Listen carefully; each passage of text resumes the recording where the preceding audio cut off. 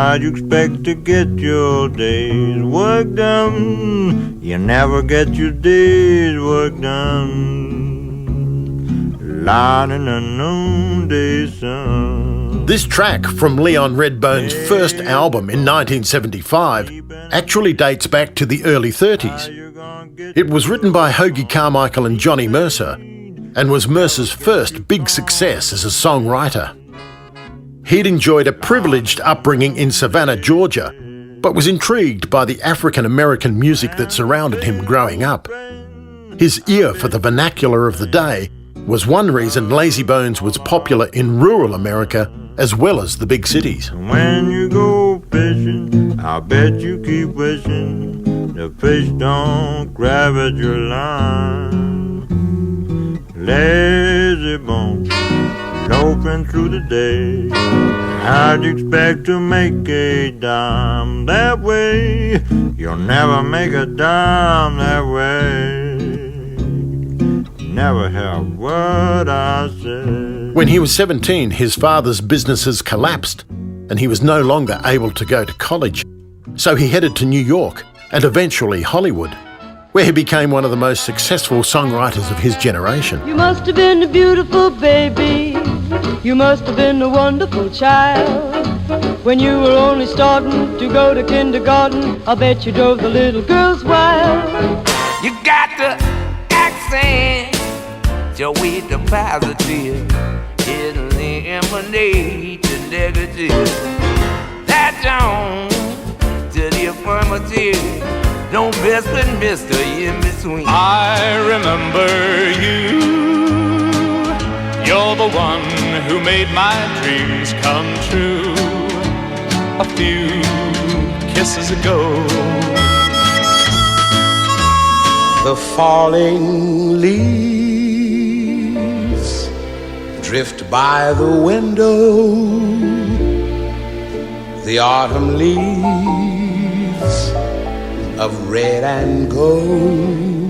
Moon river, wider than a mile, I'm crossing you in style someday. His ear for everyday language enabled his writing to move with the times. In fact, it was a contemporary story that provided the inspiration for one of his most successful songs. In 1957, Ava Gardner ended her tempestuous 7-year marriage to Frank Sinatra. It was a notorious affair, due in part to the Catholic Church's opposition to Sinatra's divorce.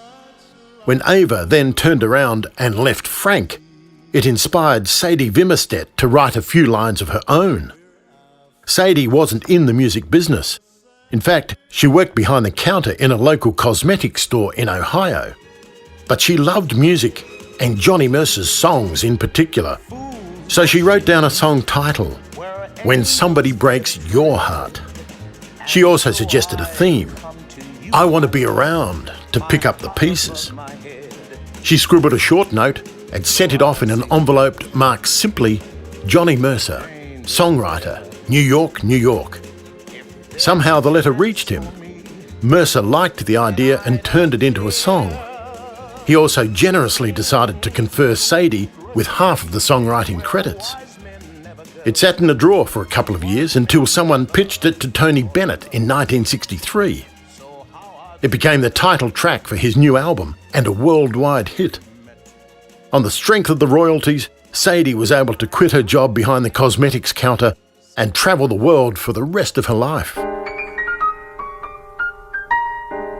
Bennett wrote in his autobiography, for years afterwards, I got postcards from Paris, Italy, Spain. I wanna be around to pick up the pieces when somebody breaks your heart. Somebody twice as smart as I.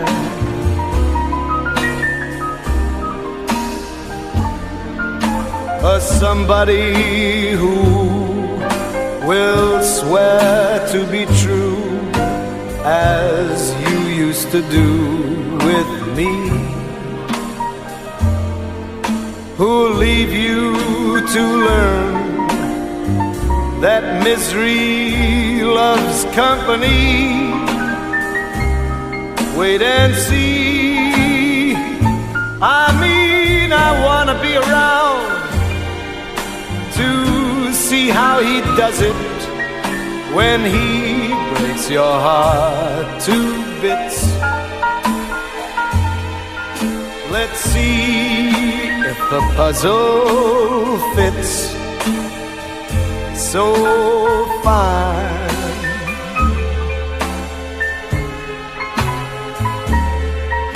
And that's when I'll discover that revenge is sweet, as I sit there applauding from a front row seat. When somebody breaks your heart like you